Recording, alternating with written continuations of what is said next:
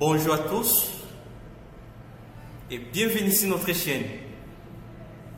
Si vous êtes ici, c'est probablement parce que vous vous posez des questions sur les droits, n'est-ce pas?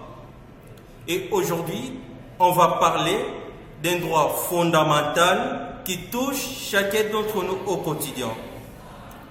La liberté d'expression.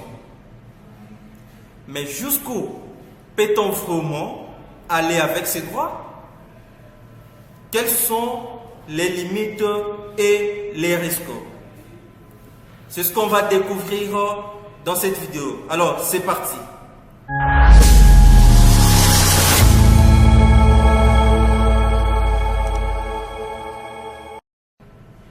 La liberté d'expression, c'est l'un des droits les plus importants dans une démocratie. Elle permet à chaque individu de dire ce qu'il pense, de partager ses idées et de critiquer le pouvoir sans craindre des représailles.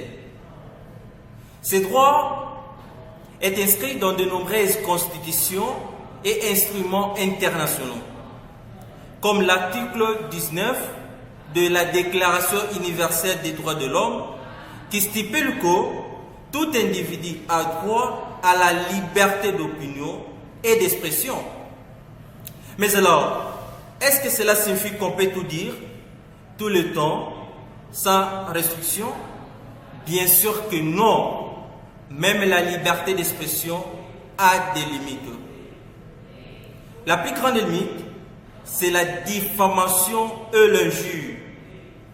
Ces deux notions concernent le propos qui portent atteinte à l'honneur et à la réputation des autres.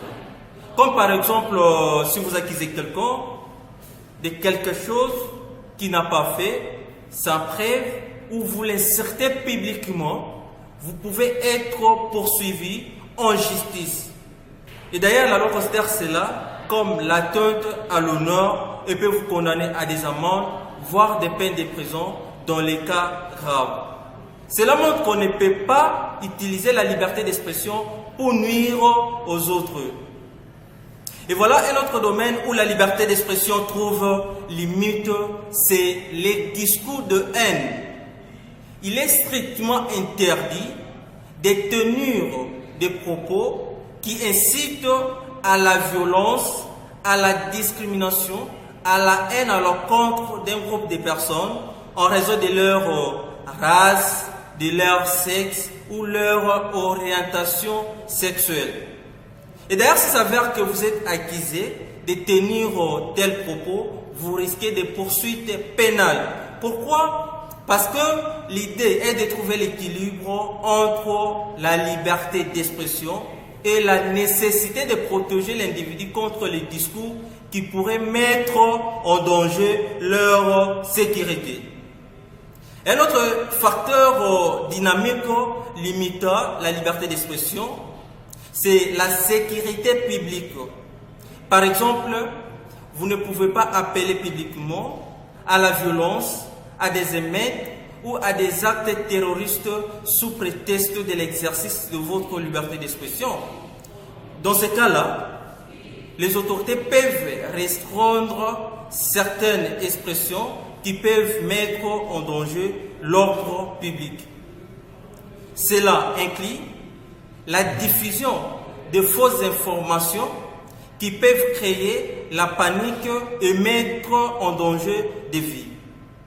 Et du coup, il faut savoir que la liberté d'expression peut être limitée dans certains contextes spécifiques, comme au travail, à l'université. Par exemple, un salarié ne peut pas inserter publiquement son employeur ou ses collègues sous prétexte qu'il exerce sa liberté d'expression. Non plus. De même, dans un cadre universitaire, il existe des règles, des disciplines qui régulent ce que vous pouvez dire et ce que vous ne pouvez pas dire. Cela fait partie de l'organisation de l'espace de travail. Et bien sûr, avec l'avènement des réseaux sociaux, la question de la liberté d'expression devient encore plus complexe. Les plateformes en ligne permettent à chacun de partager ses idées. Mais ces dernières années, de nombreuses restrictions ont été mises en place pour lutter contre la désinformation, les cyberharcèlements et les discours haineux.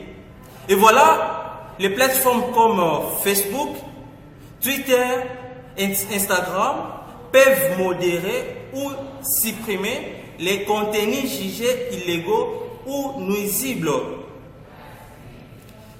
De plus, plusieurs pays ont été mis de loi pour renforcer les plateformes à lutter contre les discours haineux. D'après tout ce qui précède, je tiens à vous affirmer que la liberté d'expression est un droit fondamental, mais n'est pas absolu. Pourquoi je dis cela? Parce qu'il existe des limites qui visent à protéger l'ordre public, la sécurité des personnes et à respecter les droits des autres. Et donc c'est un équilibre délicat entre permettre à chacun de s'exprimer librement et assurer la protection de la société. Ainsi, j'espère que cette vidéo vous a aidé à mieux comprendre ses droits et ses limites.